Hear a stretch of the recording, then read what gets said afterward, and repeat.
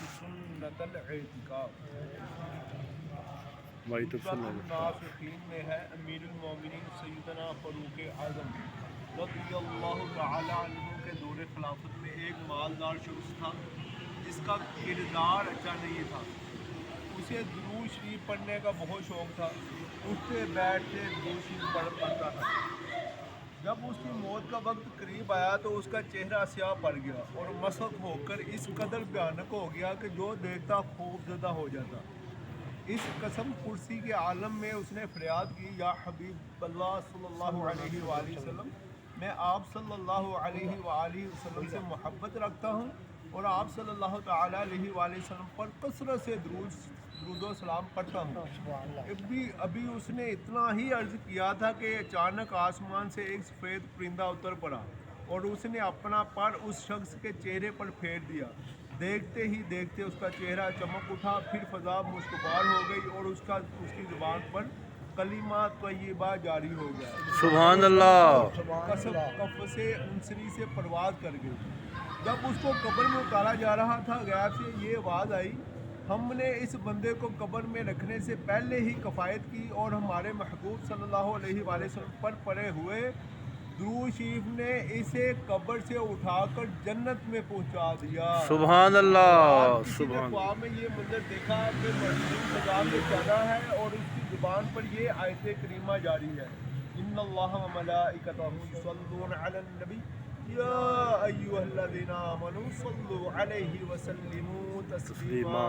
ترجمہ کنز ایمان، بے شک اللہ عز و جل اور اس کے فرشتے درود بھیجتے ہیں اس غیب بتانے والے نبی پر۔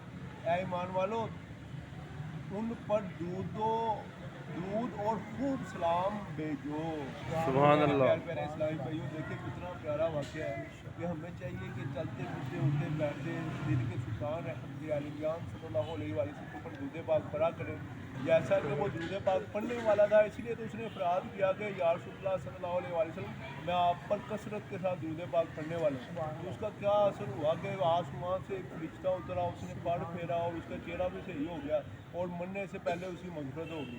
تو ہمیں چاہیے کہ ہم بھی چاہتے ہیں کہ ہماری مغفرت ہو جائے، ہماری اگلی منزلیں آسان ہو جائے، تو ہمیں چلتے پھرتے مدینے کے سلطان رحمت عالم جان صلی اللہ علیہ وآلہ وسلم کے اوپر کثرت سے درود پاک پڑھنا چاہیے۔ اللہ تعالیٰ ہمیں کثرت سے درود پاک پڑھنے کی توفیق عطا فرمائے۔ آمین۔ جیسے حضرت غوث پاک رحمۃ اللہ تعالیٰ علیہ کے آج یہ مہینہ ربیع الثانی چل رہا ہے، اس کے مطابق درس ہو رہا ہے، تو آج بھی حضرت غوث پاک رحمۃ اللہ تعالیٰ علیہ کی بڑی مشہور کرامت ہے، انشاءاللہ وہ بیان کی جائے گی۔ شیخ بدیع الدین ابو القاسم رحمۃ اللہ تعالیٰ علیہ کا بیان ہے، ایک دفعہ میں مسند امام احمد بن حنبل رضی اللہ تعالیٰ عنہ کا نسخہ خریدنے بغداد شریف آیا۔ یہاں ہر شخص کو حضرت غوث اعظم شیخ سیدنا عبد القادر جیلانی رحمۃ اللہ تعالیٰ علیہ کے علم و فضل اور کرامات کا تعریف میں رتب اللسان پایا۔ یار ہر بندے جو ہے نا آپ کی گن گا رہا ہے، آپ کی کرامات کا بیان کر رہا ہے، آپ کی تعریفیں کر رہا ہے۔ میں نے ارادہ کر لیا کہ میں بھی آپ رحمۃ اللہ تعالیٰ علیہ کی خدمت میں جاؤں گا۔ اگر فی الواقعہ صاحب باطن ہوئے تو میرے ضمیر کا حال جان جائے گے۔ پھر میں نے دل میں سوچا کہ جب میں شیخ سیدنا عبد القادر جیلانی رضی اللہ تعالیٰ عنہ کی خدمت میں جاؤں گا تو وہ میرے سلام کا جواب نہ دے اور مجھ سے منہ پھیر لے۔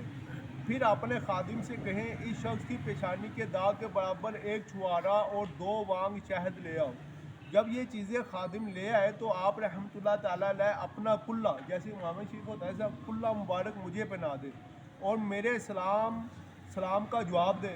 شیخ عبد القاسم فرماتے ہیں کہ میں نے جو دل میں سوچا تھا خدا کی قسم ویسا ہی وقوع پذیر ہوا۔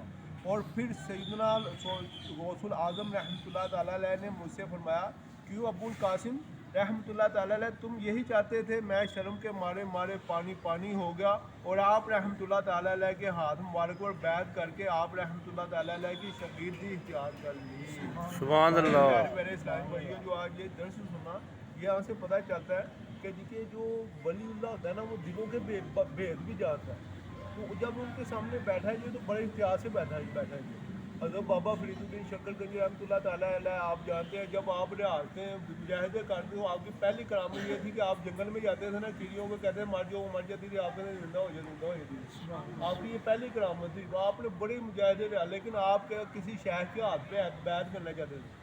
حضرت خواجہ خواجگان حضرت مینو جی دین چشتی اجمیری رحمۃ اللہ تعالیٰ آپ میزان فرما رہے تھے، تو آپ نے جب ان کی بارگاہ میں ان کی مجلس میں بیٹھے تو آپ نے مراقبہ کیا تو دیکھا کہ آپ بہت ہی اونچی اسٹیج پہ ہیں حضرت خواجہ کے مینو دین چشتی اجمیری. تو آپ نے جب وہ مجلس برخاست ہوئی تو آپ نے کہا کہ میں آپ کے ہاتھ میں بیعت کرنا چاہتا ہوں. تو آپ نے ارشاد میں کہ ہم نے بیعت نہیں کرتا کہ ہمیں چیک کرتا ہے. یعنی کہ خواجہ صاحب کو بھی پتہ ہے جی کہ یہ ہمیں بیٹھ کے مراقبے کرنا چاہتے، وہ جس کے ہاتھ میں بیعت کرنا چاہتے تھے پہلے چیک کرتے تھے یہ کس اسٹیج پہ. تو آپ نے جب دیکھا میں خواجہ کریم والے اتنی اونچی اسٹیج پہ ہے تو انہوں نے کہا کہ میں آپ کے ہاتھ ہوں. آپ نے کہا میں نے بیعت نہیں کرنی، حالانکہ آپ مجاہد لحاظ سے کرنے کے کر کے بہت اونچے مقام پہ تھے. تو جب آپ نے بہت زیادہ اصرار کیا تو آپ نے ان کو اپنے مرید حضرت مختار کاکی رہنما کے پاس بھیج دیا. تو آپ نے جب وہاں پہ بھیجا نا ان کو حضرت بابا فرید الدین شکل کے ان کو میں تمرید کر لوں، تو وہ حضرت مختار کاکی رہنما کے ہاتھ پہ بیعت ہو گئے. تو جب وہاں بیعت ہوئے تو وہاں پہ انہوں نے مجاہد والے ہاتھوں پہ ان کو لگا دیا. تو یہاں تک کہ جب ان کی دل دھڑکتا تھا نا تو حضرت خواجہ کریم رحمہ کو دہلی کے اندر ان کی آواز سنائی دیتی تھی. تو وہ اپنے مریدین کو کہتے تھے کہ لو میں نے ایک مرید کو اپنے مرید کے پاس بھیجا اور اس نے دیکھو اسے کسی مجاہدوں پہ لگا دیا، چلو اٹھو. پھر وہ ان کے پاس جاتے ہیں دیکھو تیار کر کے ان سے کہتے ہیں کہ میں نے ایک بندہ بھیجا تھا. انہوں نے کہا کہ وہ تو ہم نے چلے پہ کھڑا، انہوں نے کہا اس کو ضرورت ہی نہیں، وہ مجاہد لحاظ ہے اس کو خلافت دو اور اس کی سلسلہ کو آگے جاری کیا. تو اس طرح بہت سے واقعات ہیں کہ اولیاء کرام جو ہے نا وہ دل کے بے جان کے تھے. اور یہ غوث پاک رحمۃ